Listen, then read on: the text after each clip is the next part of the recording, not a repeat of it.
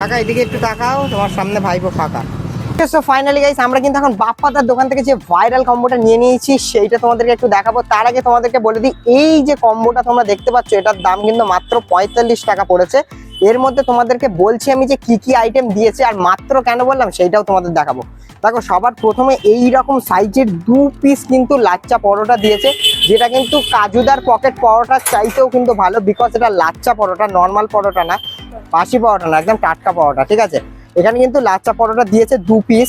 এর সাথে দিয়েছে কিন্তু দেখতে পাচ্ছ একদমই লাল লাল আলুর দম, আর এর সাথে দেখতে পাচ্ছ 3 পিস পকোড়া কারি দিয়েছে। এই দেখো এক একটা পকোড়া কারি ভাই সাপ কি সাইজ মাইরি, এইরকম 3 পিস থাকছে। এর সাথে থাকছে কিন্তু মটরের ঘুগনি, হ্যাঁ ঠিকই দেখছো, এই যে মটরের ঘুগনিটাতে কিন্তু আলু দেওয়া থাকছে। আর এর সাথে কিন্তু দেখতে পাচ্ছ এতটা রাইসের পরিমাণ দিয়েছে।